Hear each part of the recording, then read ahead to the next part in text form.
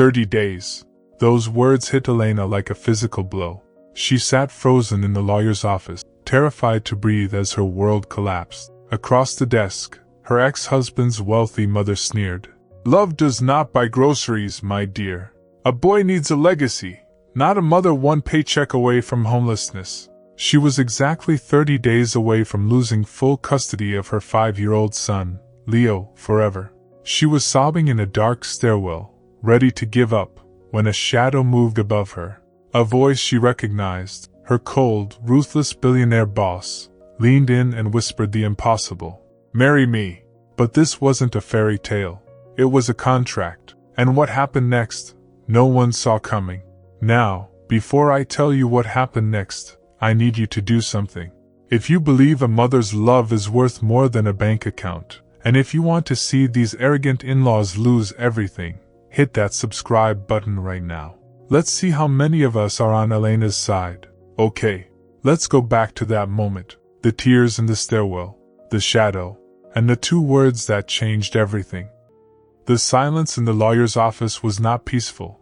It was heavy, suffocating, and cold enough to freeze the blood in Elena's veins. The only sound in the room was the rhythmic, arrogant clicking of a gold pen against a mahogany desk, a sound that seemed to count down the seconds of her life falling apart.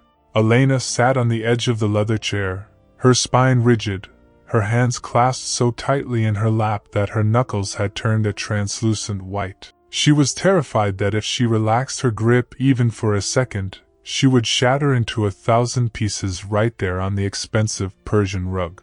Across from her sat the source of her nightmare, Mrs. Vance. Her ex-husband's mother looked less like a grandmother and more like a monarch passing judgment on a peasant. She wore a tailored Chanel suit that cost more than Elena made in 3 months, and her eyes held zero warmth, only a sterile, calculating pity that felt worse than hatred. "You look tired, Elena," Mrs. Vance said softly, her voice smooth like poisoned honey. She didn't say it with concern. She said it like an accusation. "It is unsightly, but I suppose that is the price of your lifestyle." Elena swallowed the lump in her throat, tasting bile. She wanted to scream that she was tired because she worked 60 hours a week as an executive assistant to the most demanding CEO in the city, all to keep a roof over her son's head. She wanted to scream that she was tired because she spent her nights holding her 5-year-old son, Leo, reading him stories and trying to fill the void his father had left behind. But she couldn't scream. She couldn't show weakness. In this room, emotion was a liability. "I am managing just fine, Mrs. Vance," Elena replied, her voice trembling slightly despite her best efforts to steady it. "Leo is happy. He is loved. That is what matters." Mrs. Vance sighed, a delicate, disappointed sound that grated on Elena's nerves. She slid a thick file across the desk. The photos on top were blurry, unauthorized shots of Elena rushing Leo to daycare, Elena looking exhausted at the bus stop, and Elena buying groceries with coupons. It was a dossier of her struggle, weaponized against her. "Love does not buy groceries, my dear. Love does not pay for private schools or secure a future. And frankly, a boy needs a father. He needs a legacy. He does not need a mother who is one missed paycheck away from homelessness." The lawyer, a man with a face like a shark, finally spoke up, clearing his throat. "The court views stability as the primary factor for custody, Ms. Roberts. Your financial situation is precarious. Your housing is suboptimal. Mrs. Vance is petitioning for full custody on the grounds that you cannot provide a stable, traditional family unit." The heir left the room. Full custody. They wanted to take him. They wanted to take the only thing in the world that made Elena's heart beat. "You can't," Elena whispered, the facade finally cracking. "He is my son. I have raised him alone for 5 years. His father hasn't visited once." Mrs. Vance waved a manicured hand, dismissing the absent father's neglect as a minor detail. "My son is a busy man, but the Vance family always takes care of its own. We can give Leo the world. You can give him, what? Struggle? Mediocrity?" The cruelty of it was precise. They didn't want Leo because they loved him. They wanted him because he was an heir, a possession to be collected. They wanted to erase Elena because she was inconvenient, The lawyer leaned forward, delivering the final blow. The judge is inclined to agree, given the evidence of your financial distress. However, we are generous. We will give you a grace period. You have 30 days, Ms. Roberts. 30 days to prove you can provide a stable environment comparable to what the Vance family offers. That means a suitable home, significant financial security, and ideally, a two-parent household. If you cannot demonstrate this stability by the next hearing, custody will be transferred immediately. 30 days. They might as well have asked her to fly to the moon. How could she invent a husband and a fortune in a month? It was a trap. It was a game rigged for her to lose, designed to make her hand over her son while believing she had failed him. Elena stood up, her legs feeling like jelly. She didn't say goodbye. She couldn't trust her voice. She grabbed her purse, turned on her heel, and walked out of the office, feeling the burning gaze of Mrs. Vance on her back. She held her breath in the elevator, held it through the lobby, and held it as she stepped out into the humid city air. She walked blindly, her feet carrying her instinctively toward the massive glass skyscraper where she worked, the headquarters of Blackwood Enterprises. It was the only place she had left to go. She swiped her badge with shaking hands, nodding vaguely at the security guard, and bypassed the elevators to the main floor. She needed to hide. She couldn't let Julian Blackwood, her boss, see her like this.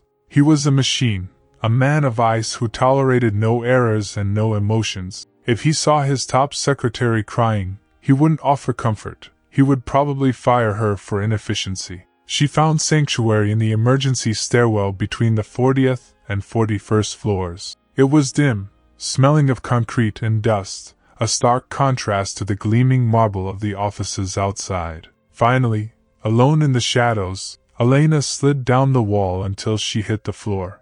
She buried her face in her knees and let the sob break free. It was a silent, racking cry, a release of pure terror. She was going to lose him. She was going to lose Leo. The thought was a physical pain in her chest, sharp and agonizing. She wept for her poverty, for her loneliness, and for the cruel unfairness of a world where money outweighed a mother's love. She cried until she was hollow, believing that in this cold, concrete stairwell, she was completely invisible to the world. But she was wrong.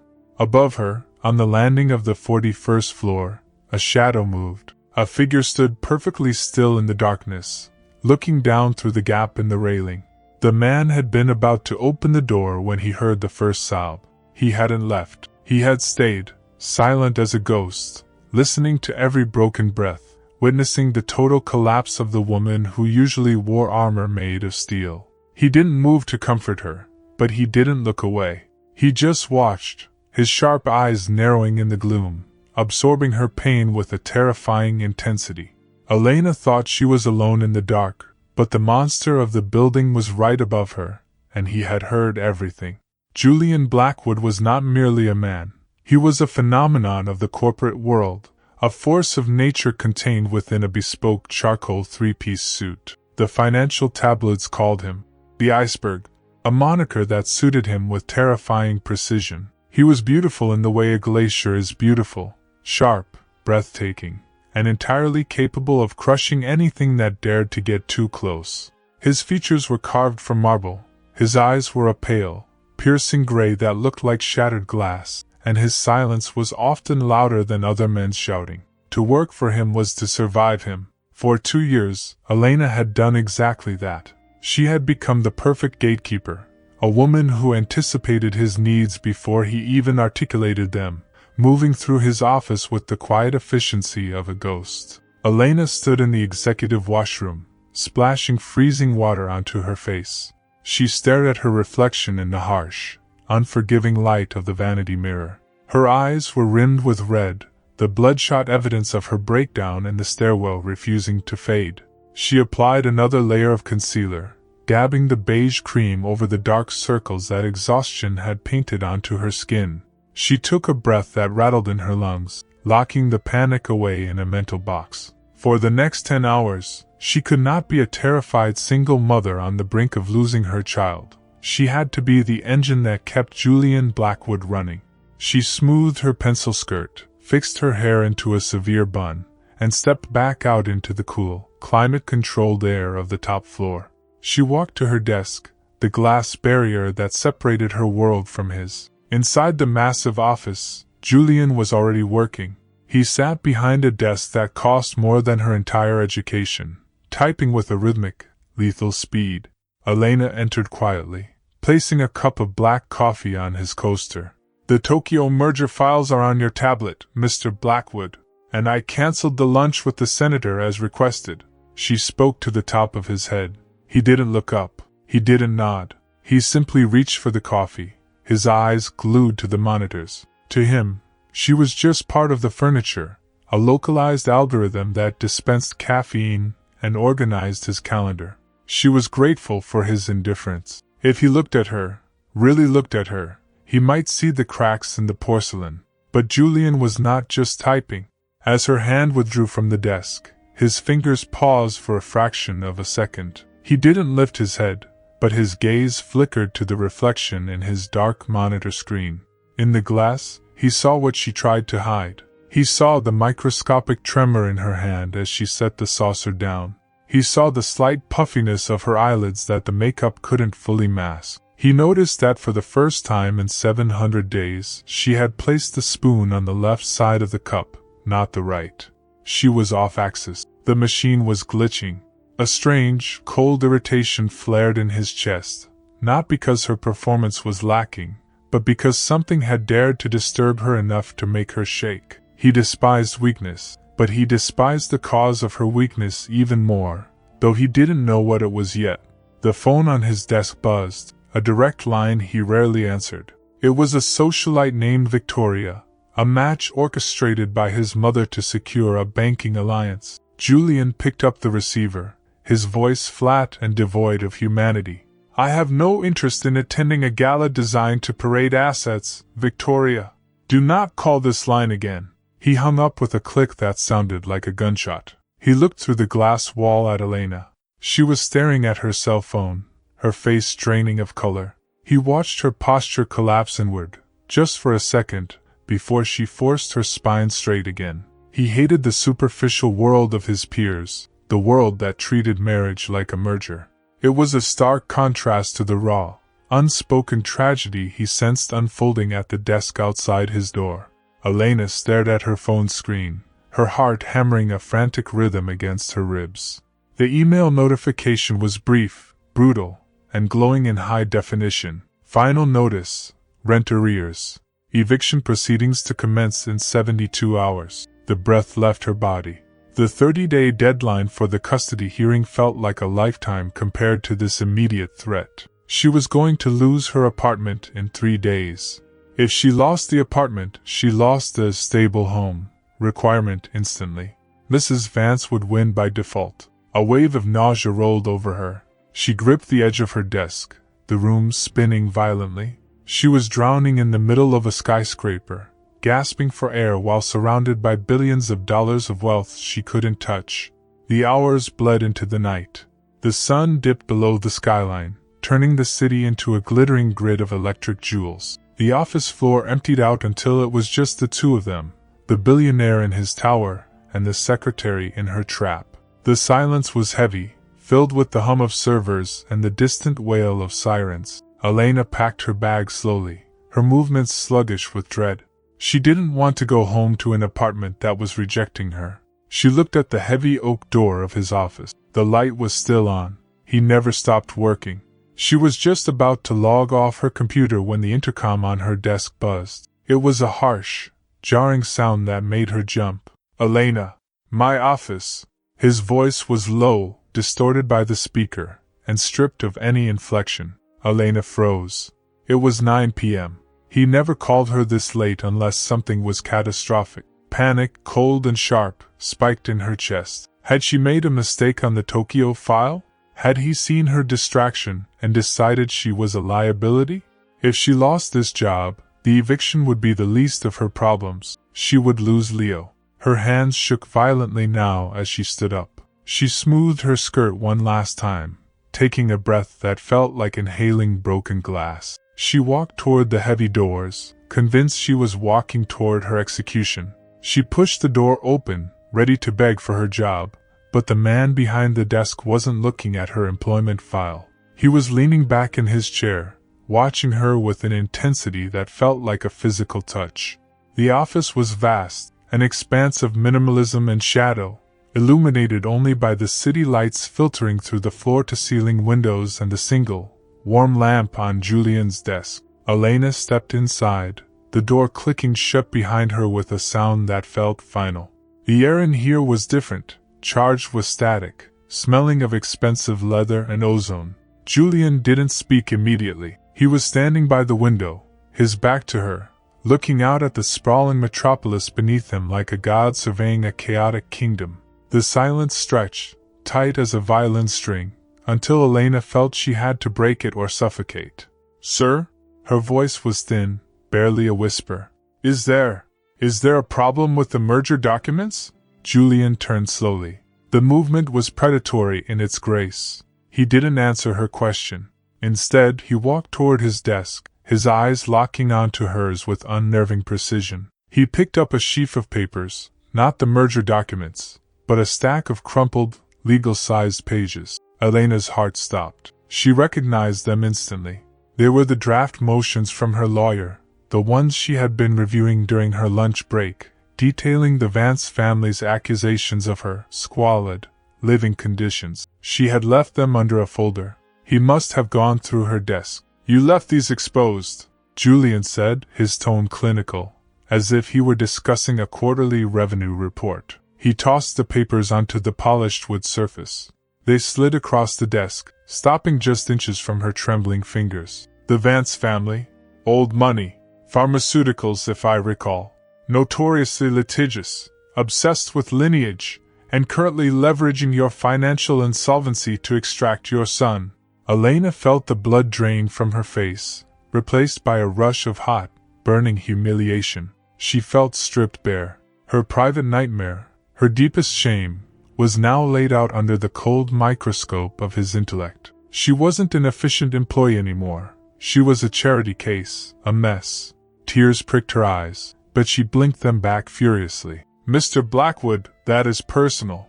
I assure you, it has not affected my work. I will stop." The word was a command, not a request. He cut through her apology like a blade. He moved around the desk, abandoning the barrier that usually separated them. He walked until he was standing directly in front of her. Elena instinctively took a step back, but her legs hit the edge of the guest chair, and she sank into it, feeling small and cornered. Julian towered over her, his presence overwhelming. He looked down at her, his expression unreadable, devoid of pity but filled with a terrifying focus. "Their logic is flawed," he stated, crossing his arms. "They argue that stability is purely financial. They equate a trust fund with parenting capability. It is a lazy argument but effective in a corrupt system. They have infinite resources to bleed you dry in legal fees until you surrender the boy simply because you cannot afford to fight." He paused, tilting his head. "You have 30 days. Based on your current salary and the eviction notice I also saw, your probability of success is less than 3%. Elena looked up at him, her chest heaving. It was cruel. Why was he telling her this? To mock her? To prove how pathetic her odds were? "I know the odds," she choked out, a flash of anger cutting through the fear. "I don't need you to tell me I'm going to lose him. I know." "I didn't say you were going to lose him," Julian corrected, his voice dropping an octave. "I said the probability of success alone is low, but variables change." He took another step closer. He was now invading her personal space, close enough that she could smell the crisp scent of his cologne, sandalwood, and cold rain. The power dynamic was absolute. The billionaire standing tall in his fortress, the desperate mother trapped in her chair. But for the first time, his coldness felt different. It wasn't indifference. It was a calculation. He was solving a puzzle. "I have a problem, Elena," he said, the shift to her first name jarring her senses. "The board is pushing for a merger with the conservative faction of the Yamamoto Group. They are traditionalists. They do not trust a man without a family. They view my bachelorhood as a sign of volatility. They want a family man. They want stability." He leaned down, placing his hands on the arms of her chair, trapping her. His face was inches from hers. The intensity of his gray eyes was hypnotic. You need a husband to provide the legal framework of a stable home to keep your son. I need a wife to secure a billion-dollar acquisition and silence my board. Elena's breath hitched. She stared at him, her mind struggling to process the transactional insanity of what he was implying. He was proposing a deal, a business arrangement, but the way he looked at her wasn't business, it was possessive. Marry me, he whispered. The words hung in the air, heavy and impossible. I will solve your problems. You solve mine. You get the best lawyers in the country, a home that no judge can question, and the Blackwood name as a shield. I get the image I require. The room spun. It was a lifeline thrown into the middle of a hurricane. It was salvation wrapped in a contract. Mr. Blackwood, Julian, she stammered, her voice failing. You can't be serious. We don't even, why? She looked up at him, searching his face for the trick, for the cruelty. You could have anyone. Models, heiresses, and women who fit this world. Why me? Julian didn't pull back. He stayed close, his gaze drifting from her eyes to her lips, then back up. A shadow passed over his face, something guarded and ancient. He didn't give her a romantic answer. He didn't lie. Because, he said softly, the secret lingering on his tongue, you are the only one who is quiet. The others, they make noise. They want things I cannot give. You just want to survive. He straightened up, the moment of intimacy snapping shut like a book. He held out a hand, waiting. It was an offer of salvation, but Elena couldn't shake the feeling that she was shaking hands with the devil. But for Leo? For Leo, she would walk into hell. She looked at his hand, then at his eyes, and the question lingered in the silence. Was it really just because she was quiet? Or was there something else he wasn't saying? The ink on the marriage license was barely dried before Elena's world was dismantled and reassembled in gold. The speed of Julian's influence was dizzying. Within 24 hours, the leaking faucet, the peeling wallpaper, and the constant, gnawing fear of the eviction notice were gone. They were replaced by the sleek, silent power of a black limousine that ferried her and Leo away from their past. Elena watched her old neighborhood fade through tinted glass, a lump in her throat. She wasn't just moving, she was escaping. Julian's home was not a house. It was a fortress of brutalist architecture perched on the cliffs overlooking the ocean. It was all concrete, steel, and glass, breathtakingly beautiful but undeniably cold. As the massive iron gate swung open, Elena squeezed Leo's hand. This is it, baby, she whispered, trying to inject excitement into her voice. Our new adventure. Leo pressed his nose against the window, his eyes wide. To him, it was a castle. To Elena, it was a gilded cage, but a cage that promised safety. Inside, the transformation continued. A team of stylists, orchestrated by Julian's personal assistant, descended upon Elena. The worn cardigans and scuffed flats were packed away, replaced by racks of silk, cashmere, and tailored wool. It was the Cinderella fantasy made tangible. Elena stood before a floor-to-ceiling mirror in a dressing room larger than her old kitchen, running her hand over the fabric of a dress that cost more than her car. For the first time in years, she didn't look tired. She looked powerful. She looked like someone who belonged.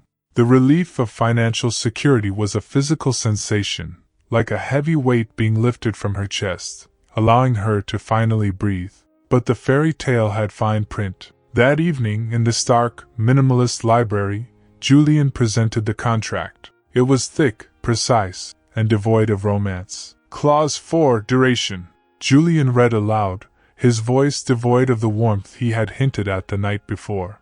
The marriage shall persist for exactly 365 days. Clause 7, intimacy. There will be no physical relations between the parties. The arrangement is strictly for public perception.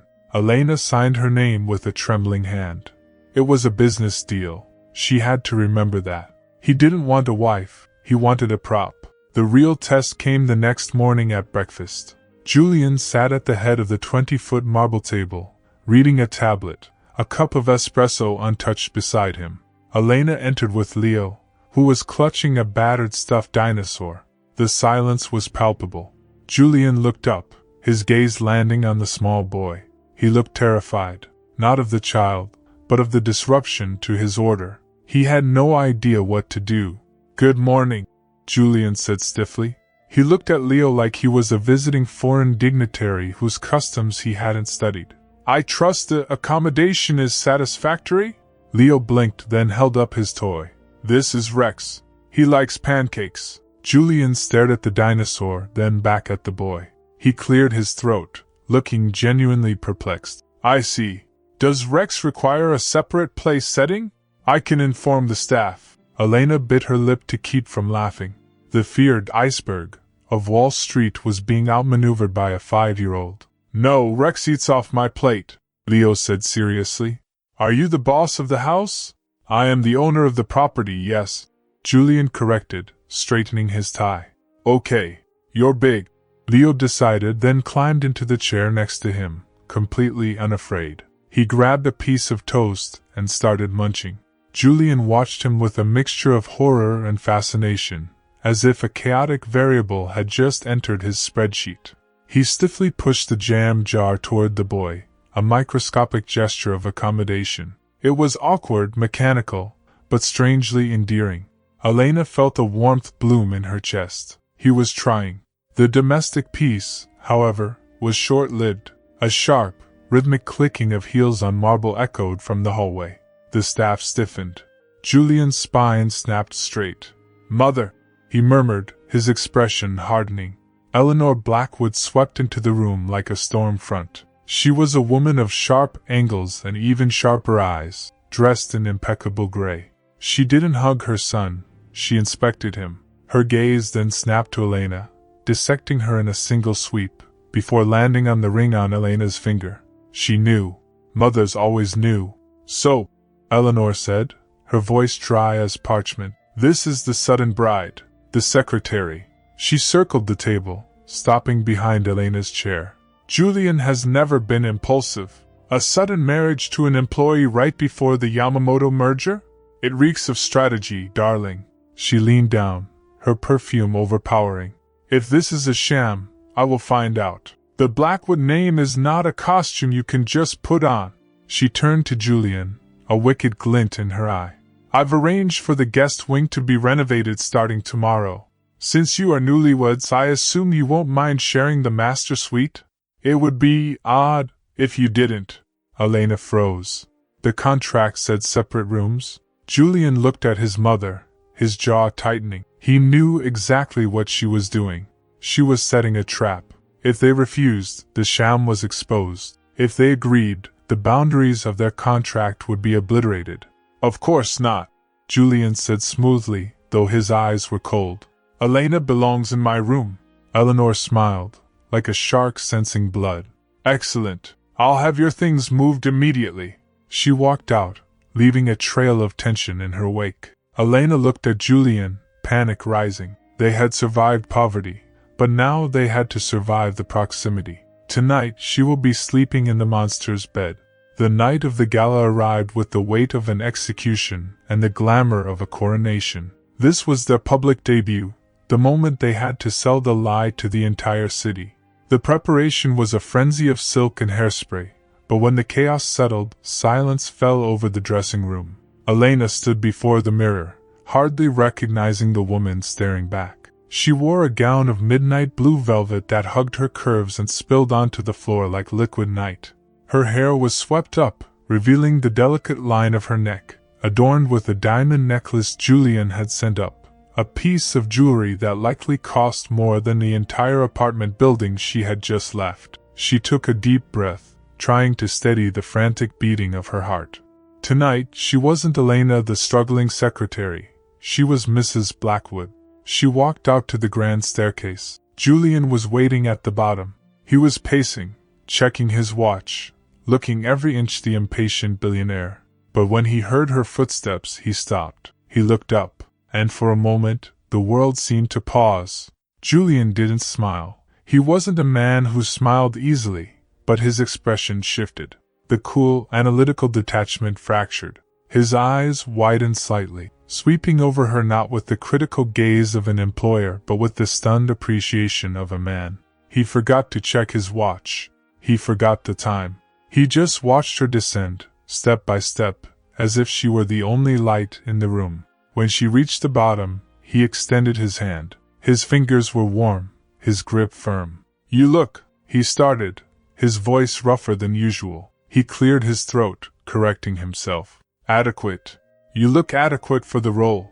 But his thumb brushed the back of her hand, a lingering, unnecessary touch that betrayed his words. The gala was a sea of flashing lights, expensive perfume, and hollow laughter. The elite of the city had gathered to judge the new couple. Elena felt their eyes on her, sharp and dissecting. She clung to Julian's arm, her anchor in the storm. He guided her through the crowd with an effortless authority, his body shielding hers, his presence a warning to anyone who looked too closely. They played the part perfectly. The murmurs, the small touches, the shared glances. It was a dance of deception, but it felt dangerously natural. Then, the atmosphere shifted. Near the champagne tower, a familiar, chilling voice cut through the ambient noise. Well, if it isn't a little climber." Elena froze. Mrs. Vance stood there, holding a flute of champagne like a weapon. She was surrounded by a circle of sycophants, all looking at Elena with amused disdain. Mrs. Vance stepped forward, her smile dripping with malice. "I must say, I'm impressed, Elena. From food stamps to Blackwood diamonds in a month, you certainly know how to position yourself. Tell me, how much did this charade cost? Or are you paying in other ways?" The circle tittered. Elena felt the blood rush to her face, the shame of her past colliding with the imposter syndrome of her present. She opened her mouth to defend herself, to apologize, to flee. Old habits died hard. But Julian moved before she could speak. He didn't raise his voice. He didn't make a scene. He simply stepped forward, sliding his arm around Elena's waist. He didn't just hold her. He pulled her flush against his side, a gesture of absolute, undeniable possession. The room went silent. Julian looked down at Mrs. Vance with a boredom that was more insulting than anger. "Mrs. Vance," Julian said, his voice smooth and cold as polished steel. "I believe you are confused. You are speaking to my wife. And in this circle, when you speak to my wife, you speak with respect, or you do not speak at all." Mrs. Vance bristled, her face flushing. "I was merely pointing out her background, Julian. Surely you know I know."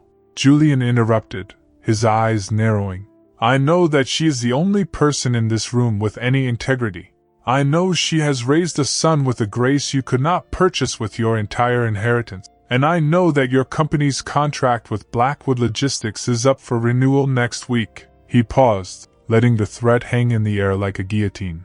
"I suggest you enjoyed the champagne, Mrs. Vance. It might be the last thing you taste before your relevance expires." He turned his back on her, dismissing her completely, and led Elena away. The crowd parted for them. Elena looked up at him, breathless. He hadn't just defended her, he had elevated her. He had burned bridges to protect her. "Thank you," she whispered, her hand trembling on his sleeve. Julian didn't look at her, his jaw still tight. "It wasn't charity, Elena. You are a Blackwood now. No one insults what is mine.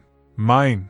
The word echoed in her mind. The ride home was quiet, but the silence had changed. It was no longer the awkward silence of strangers. It was heavy, charged with adrenaline and something else. The city lights blurred past the tinted windows.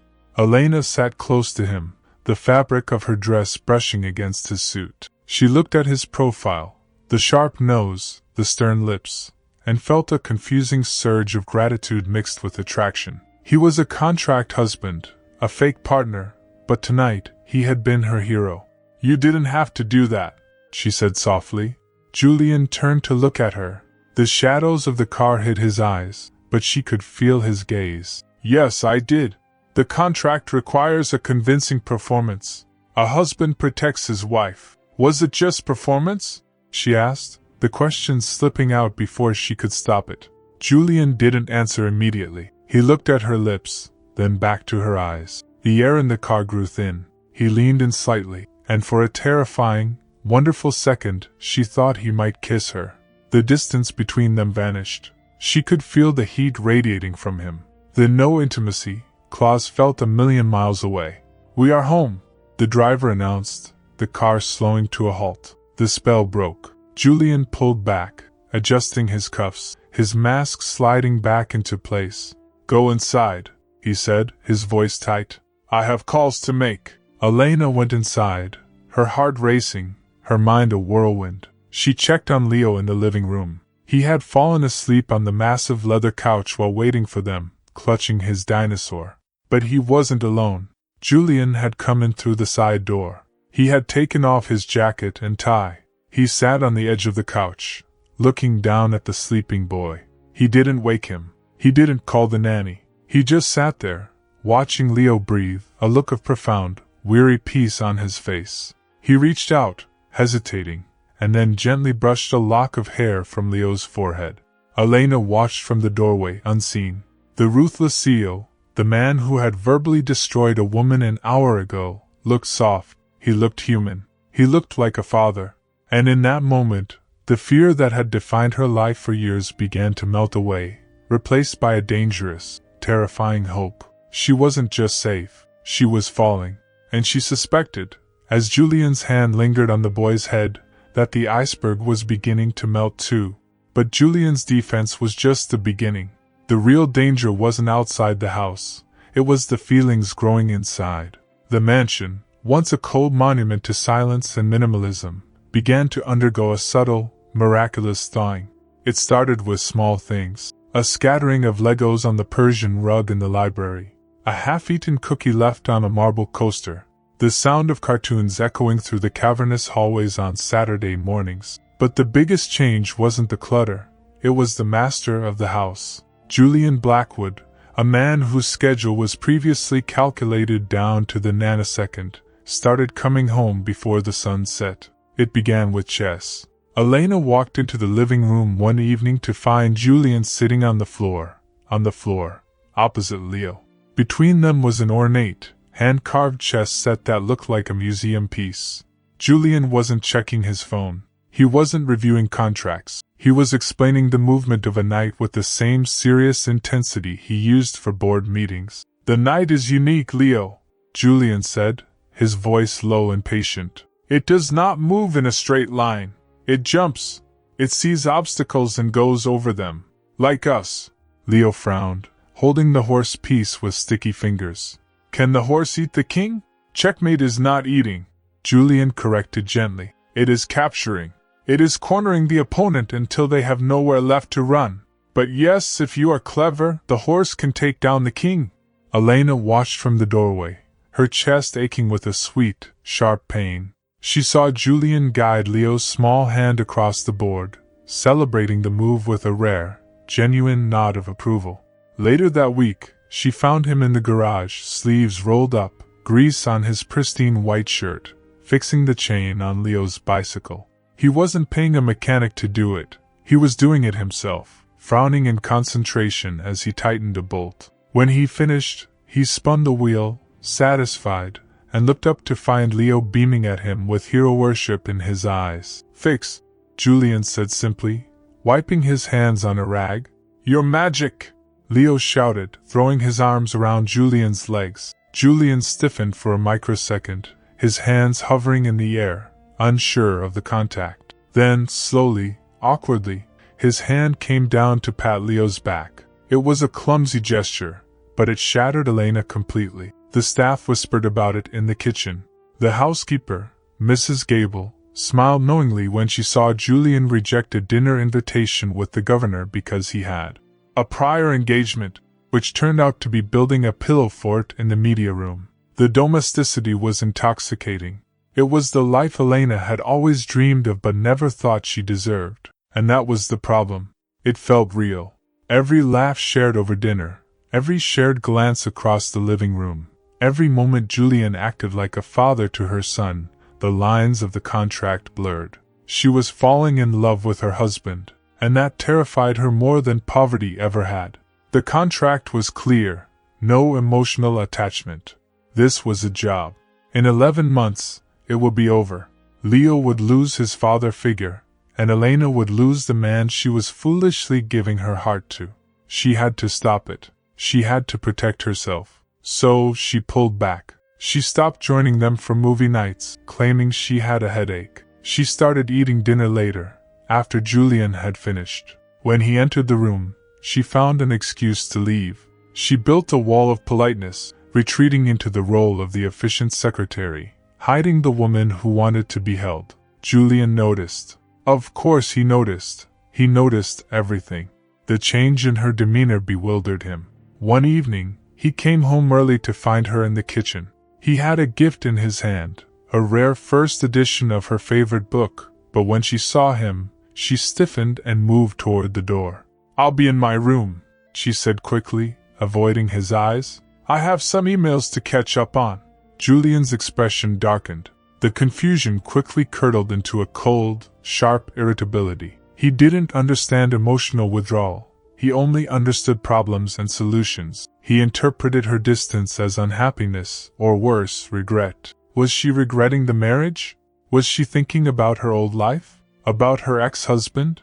The thought of the ex-husband ignited a possessive fury in him that he couldn't logicalize. The next day, news broke that the office building where Elena's ex-husband worked had been acquired by Blackwood Enterprises in a hostile, aggressive takeover. The rent was immediately tripled. The ex-husband's firm was forced into a smaller basement office. When Elena saw the news on the television, she confronted Julian in his study. "Did you do this?" she asked, gesturing to the screen. "Did you buy his building?" Julian didn't look up from his laptop, though his jaw was tight. "It was a strategic acquisition. The location is prime real estate. It was undervalued." "Julian," she said, her voice trembling, "he works there. You tripled the rent. That's not a strategy. That is business," he snapped, finally looking at her. His eyes were stormy, filled with a frustration he couldn't articulate. "I control the environment, Elena. I remove nuisances. If he is uncomfortable, that is collateral damage. Why does it matter to you? Do you still care about his comfort?" The accusation hung in the air. He was jealous. The billionaire titan was jealous of a deadbeat dad because he thought his wife still cared. Elena stared at him, realizing the depth of his misunderstanding. He wasn't pulling away. He was lashing out because he felt her pulling away. "I don't care about him," she whispered. "I care about boundaries. We are supposed to be pretending, Julian. This feels excessive. I don't do things by halves," he said, turning back to his screen, dismissing her. But his hand was clenched into a fist on the desk. Elena left the study, her heart pounding. The air in the house was thick with unsaid words. She wandered into the small, private reading room adjacent to the study, looking for a distraction. On a high shelf, tucked behind a row of encyclopedias, she saw the corner of a frame. Curious, she pulled it down. It was an old photograph, black and white. It showed a young Julian, perhaps 20, standing next to a woman. The woman was beautiful and laughing, with dark hair and soft eyes. She looked happy. But what made Elena's blood run cold was the resemblance. The woman looked like her. Not a twin, but the same type. The same soft features, the same quiet demeanor. She turned the photo over. On the back, in faded ink, it read Catherine, 2012. The frame slipped from her fingers, landing on the carpet with a dull thud. A replacement. She wasn't chosen because she was quiet. She wasn't chosen because she was efficient. She was chosen because she was a ghost of someone he had lost. The domestic bliss, the kindness, the magic, it wasn't for her. It was a reenactment. She was just an actor filling a role written for a dead woman. The anxiety of too good to be true crystallized into a hard, cold knot in her stomach. She was safe, yes. But she was just a shadow. The storm broke over the city with the violence of a celestial temper tantrum. Rain lashed against the reinforced glass of the mansion, turning the panoramic view of the skyline into a blurred, weeping watercolor. Thunder rattled the bones of the house, low growls that escalated into deafening cracks. Inside, the lights flickered and died, plunging the fortress into a heavy, gray gloom before the backup generators hummed to life. bathing the rooms in a soft, amber emergency glow. Elena was rushing down the hallway toward Leo's room, knowing how much he hated loud noises, when she heard a voice. She stopped outside his slightly ajar door. Inside, a small night light cast long shadows. Leo was huddled under his duvet, a small lump of trembling fear. Julian was sitting on the edge of the bed. He wasn't awkward this time. He was leaning forward, his voice a low, steady rumble that competed with the thunder outside. "The noise is just energy," Julian was saying. "It sounds angry, but it's just the sky reorganizing itself. When I was your age, I lived in a house much bigger than this. It was very quiet. I used to wait for storms because the thunder was the only thing loud enough to make the house feel occupied." Leo peeked out from the blanket. "Were you scared?" "Terrified," Julian admitted. The confession stunned Elena. Julian Blackwood didn't fear. "My parents were always traveling. I was alone with the nannies, but they stayed in their own wing. I used to hide in the library, under the heavy oak desk. I thought if I was surrounded by books, the lightning couldn't find me." He paused, his hand resting gently on Leo's knee.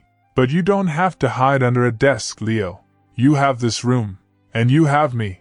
The storm cannot get in here. I built this house to be impenetrable. Nothing hurts what is inside these walls." Leo seemed to consider this, then crawled out from the duvet and leaned his head against Julian's arm. "Okay. You're strong.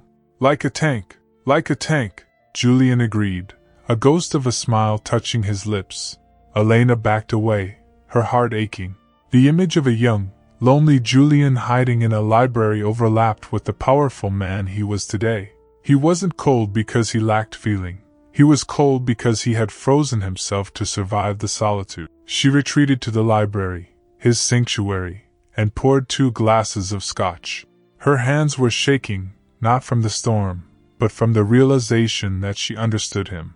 A few minutes later, Julian entered. He saw her by the fireplace, the amber liquid in the glasses catching the light of the flames. The storm raged outside, wind howling like a banshee, but here, it was warm, quiet, and intimate. "He is asleep," Julian said softly, taking the glass she offered. He loosened his tie, the first sign of relaxation she had seen in days. He asked if the thunder could break the windows.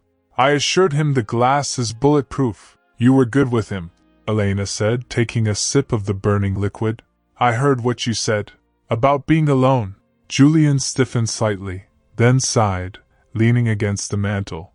"It is the truth. Wealth isolates. Silence is a defense mechanism." He looked at her, his eyes dark and unguarded in the firelight. "I saw the photo you found. In the reading room." Elena froze. She hadn't put it back perfectly. "Catherine," she whispered. "Is she, am I?"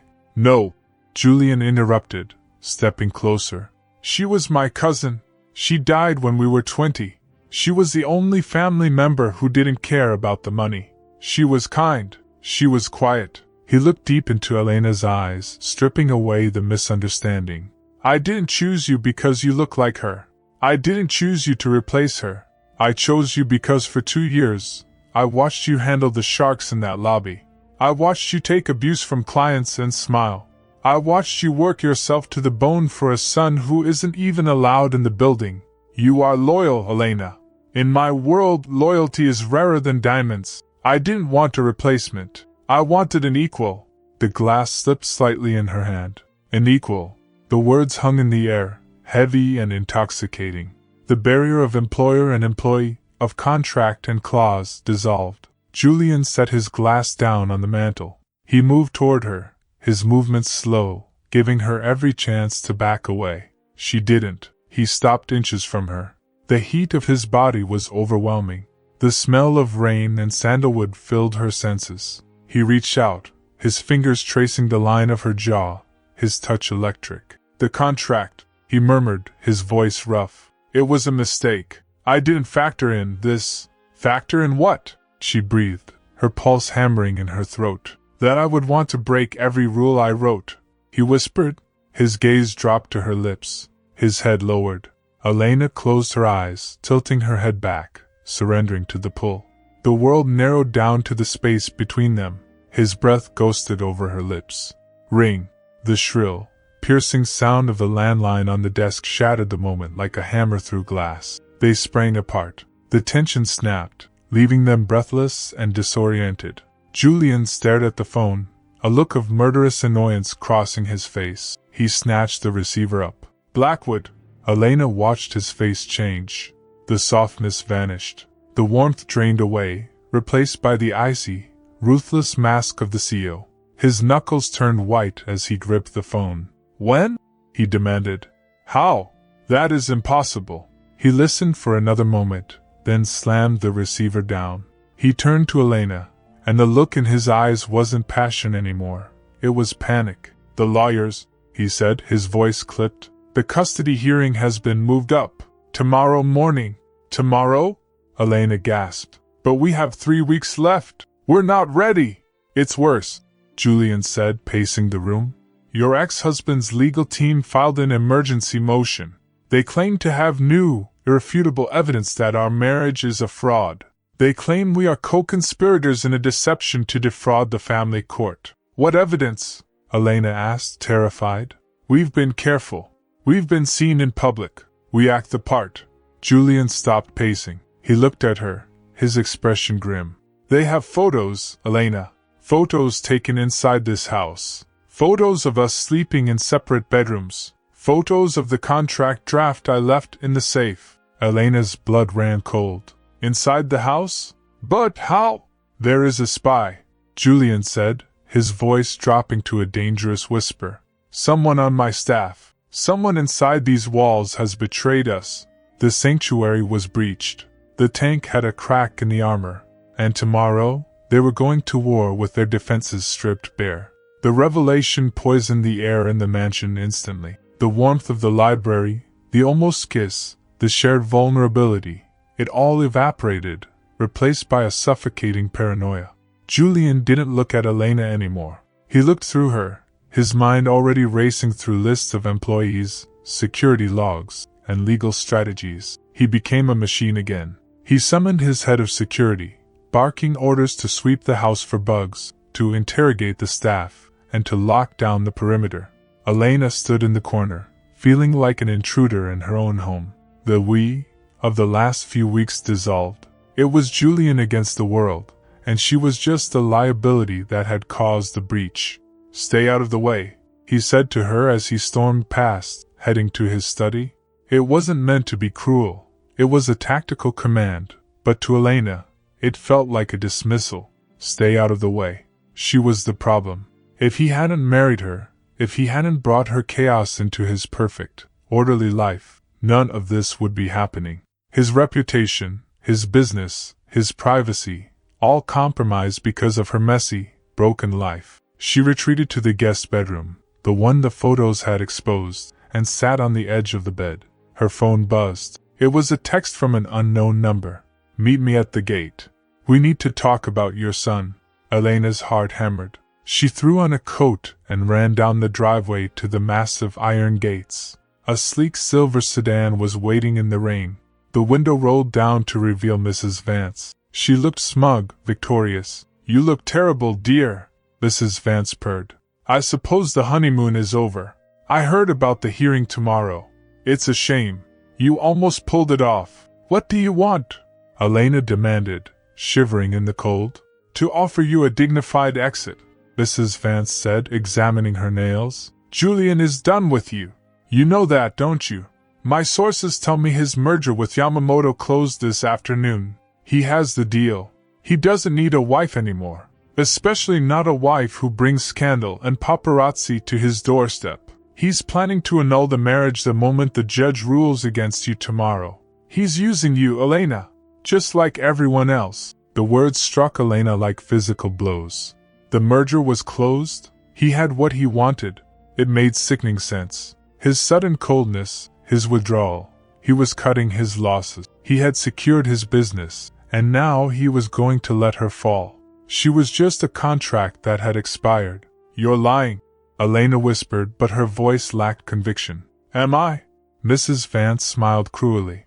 Ask him. Ask him if the deal is signed. If you stay, you lose Leo, and you destroy Julian's reputation with a fraud charge. If you leave now, if you disappear, maybe the court will be lenient on the boy. Maybe we can work out visitation. Mrs. Vance rolled up the window and drove away, leaving Elena standing in the rain, shattered. The logic was twisted, but it took root in her insecurities. She was a burden, a gold digger, a fraud. If she stayed, she dragged Julian down with her. If she left, she saved him. It was the only noble thing left to do. She went back inside, moving like a zombie. She found a duffel bag and packed only what she had arrived with: jeans, t-shirts, and Leo's dinosaur. She wrote a note on the fancy stationery on the nightstand. I'm sorry. You were right. It was a mistake. Thank you for trying. She woke Leo up gently. Baby, we have to go on a trip, she whispered. Leo was groggy and confused. Is Julian coming? He asked, rubbing his eyes. No, Elena choked out. Just us. Like before. She carried Leo down the grand staircase, her footsteps echoing in the silence. The house felt enormous, judging her. She reached the heavy front door, her hand trembling on the handle. She was walking back into the cold, back into poverty, back into the nightmare, but she believed she was saving the man she loved. She thought she was saving him. She had no idea he had already burned the world down for her. She pulled the door open. Julian was standing there. He was drenched, his hair plastered to his forehead, his suit ruined by the rain. He wasn't in his study. He had been outside. He looked at the bag in her hand, then at Leo, then at her tear-streaked face. The cold mask was gone. In its place was raw, unadulterated panic. Where are you going? He asked, his voice cracking. I'm leaving, Elena said, trying to be strong. Mrs. Vance told me. The deal is closed. You don't need this mess anymore. I won't let you be charged with fraud for me. I'm saving you. Saving me? Julian let out a harsh, incredulous laugh. He stepped forward, pushing the door shut, trapping them inside. You think you're saving me by leaving? You think this is about the deal? He grabbed her shoulders, his grip desperate. I didn't close the deal, Elena. I suspended it. I spent the last 3 hours destroying the Yamamoto contract because they demanded I distance myself from the scandal. I chose you over the merger. Elena stared at him, stunned. But the photos. The spy. Mrs. Vance said, There is no spy. Julian interrupted, his eyes burning into hers. There is no traitor on the staff. I leaked the photos. The world stopped. What? Elena whispered. You sent them? You proved we were lying? Why? You've destroyed us. No, Julian said fiercely, shaking his head. I destroyed the lie. I leaked the photos of the separate bedrooms because I needed the court to see the truth of the arrangement before tomorrow. I needed to control the narrative. If they found out in court, we would be dead. But by leaking it myself, I set a trap. A trap? Yes, he breathed, pulling her closer, Leo sandwiched between them. I'm not going to win this by proving we are a perfect, traditional couple, Elena. I'm going to win it by proving that the contract doesn't matter. I leaked the photos to force their hand, to make them overconfident. They think they have us on a technicality. He looked down at Leo, then back at her with a terrifying resolve. But tomorrow, I'm going to show them that a piece of paper is nothing compared to what we actually are. The courtroom smelled of floor wax and old judgments. It was a place designed to make ordinary people feel small, and today, it was succeeding. Elena sat next to her lawyer, her hands trembling in her lap. Across the aisle, the Vance family looked like predators who had already cornered their prey. Mrs. Vance wore a smile that was sharp enough to cut glass, and Elena's ex-husband, a man who had been absent for 5 years, suddenly looked the part of the concerned father in a rented suit. The judge, a stern woman with glasses perched on the end of her nose, banged the gavel. We are here to review the emergency motion regarding the custody of Leo Roberts. The plaintiff asserts that the defendant's recent marriage is a fraudulent arrangement designed to mislead this court. Proceed. The Vance family lawyer stood up, smooth and oily. He approached the bench with a theatrical sigh. Your Honor, we do not wish to waste the court's time. The evidence is irrefutable. He slapped a stack of glossy photographs onto the table. These images, taken inside the Blackwood residence, show clearly that Mr. Blackwood and Ms. Roberts occupy separate wings of the house. There is no marital cohabitation. This is a business transaction, a sham performed by a desperate woman and an arrogant billionaire to circumvent your authority. He turned to look at Elena, his eyes cold. It is a fraud, Your Honor, and an unstable home built on lies is no place for a child. A murmur went through the courtroom. The judge frowned, picking up the photos. Elena felt the walls closing in. It was over. The photos were damning. Julian had said this was a trap, but it felt like a suicide mission. Mr. Blackwood, the judge said, looking over her glasses. Do you have a response to these allegations? Are these photos authentic? Julian stood up. He didn't look at the lawyer. He didn't look at the Vances. He walked to the stand with the confident, terrifying grace of a king entering his throne room. He adjusted his cufflinks, looking the judge directly in the eye. The photos are authentic, Your Honor, Julian said calmly. The courtroom gasped. Elena's lawyer put his head in his hands. Mrs. Vance laughed out loud. However, Julian continued, his voice rising just enough to silence the room. The interpretation is flawed. Yes, we sleep in separate rooms, not because the marriage is fake, but because I am a man of honor. I married Elena to protect her from harassment, and I am courting her at her own pace. I do not force intimacy, I wait for it. That is not fraud. That is respect. Respect doesn't satisfy the legal requirement of a bona fide marriage, the opposing lawyer shouted. This is semantics. The boy has no legal tie to you other than a piece of paper you signed 3 weeks ago. Julian turned slowly to face the lawyer. A small, dangerous smile played on his lips. Ah, the legal tie. I am glad you brought that up. He reached into his jacket pocket and pulled out a document. It wasn't the marriage license. It was a thick document with a gold seal. This morning at 8 a.m., filed with the Supreme Court clerk under expedited review, I finalized an adoption decree. Julian held the paper up. Regardless of the status of my marriage to Elena, as of 3 hours ago, I am the legal, adoptive father of Leo Roberts. He is not just a Roberts anymore. He is a Blackwood. Silence. Absolute, stunned silence. Elena covered her mouth, tears springing to her eyes. She remembered signing a stack of insurance papers Julian had given her days ago. She hadn't read them. He had planned this. He had planned this whole thing. Julian turned back to the judge.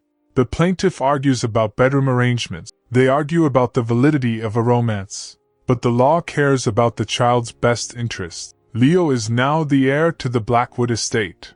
He has a trust fund that exceeds the GDP of some small nations. He has the best education, the best security, and a father who will burn the world down before he lets anyone harm him. He turned to the ex-husband, his voice dropping to a growl that vibrated through the room. You want to talk about stability? You abandoned him. I chose him. You want to talk about family? Family is not blood. Family is who stays. I am staying. He looked at Elena then, and for the first time, his mask cracked completely. This marriage started as a contract, he said to the room, but he was speaking only to her. But I stand here today to tell you that my commitment to this woman and her son is the only real thing in my life. It is absolute, and no court, no lawyer, and certainly no ex-husband is going to take my family away from me. The judge stared at Julian, then at the adoption papers. She looked at the Vances, who had turned pale, shrinking in their seats. The power dynamic had shifted so violently the air felt thin. Is adoption legal? The judge asked, verifying the seal. It is, Your Honor, Julian said. Then the custody motion is moot, the judge declared, slamming the gavel. Mr. Blackwood is the legal father. The Vances have no standing. Case dismissed. And, she added, glaring at the ex-husband, I suggest you do not waste my time again. It was chaos. The Vances fled like rats. Elena sat frozen, unable to process the victory. Julian walked back to the table. He didn't celebrate. He just offered her his hand. Let's go home, he said quietly. They walked out of the courthouse, past the flashing cameras, past the stunned onlookers. They had won. They had won everything. But as the adrenaline faded in the back of the car, a cold realization settled over Elena. He had adopted Leo. He had secured the heir. He had won the legal battle. The problem was solved. The crisis that required a marriage was over. And hadn't he just said the marriage started as a contract? He had saved them, yes. But now that Leo was a Blackwood, did Julian still need Elena? Or had she just served her purpose as the conduit for him to get a son? She looked at him, staring out the window, his face unreadable again. He had the boy. Now, he would hand her the divorce papers. The contract was technically fulfilled. The drive back to the mansion was suffocatingly quiet, but not for the reasons Julian likely thought. To him, the silence was the calm after a war. To Elena, it was the silence of obsolescence. The victory in the courtroom had been absolute. Leo was safe. He was a Blackwood now, legally bound to a dynasty that could protect him from anything. Julian had fulfilled his promise. He had saved her son. But as the iron gates closed behind them, sealing them back inside the fortress, Elena felt a cold finality settle in her chest. The crisis that had necessitated their marriage was resolved. The contract had served its purpose.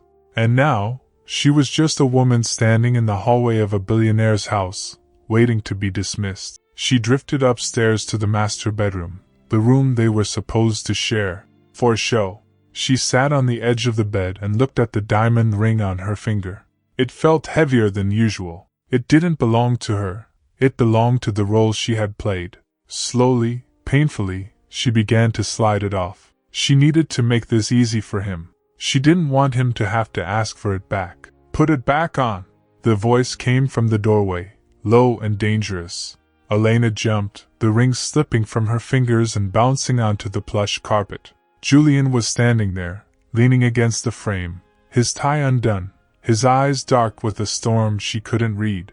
I was just getting ready to pack, Elena stammered, her heart breaking. You won, Julian. You adopted Leo. He's yours now. You don't need the cover anymore. The contract is technically the contract, Julian interrupted, spitting the word out like a curse. He walked into the room, crossing the distance between them in 3 long strides. He went to the wall safe, punched in the code, and pulled out the original document, the prenup, the rules, and the timeline. He didn't look at it. He looked at her. You think this is what holds us together? Ink and paper? With a violent, decisive motion, he ripped the contract in half, then in quarters. He let the pieces flutter to the floor like confetti. It's gone. It never mattered.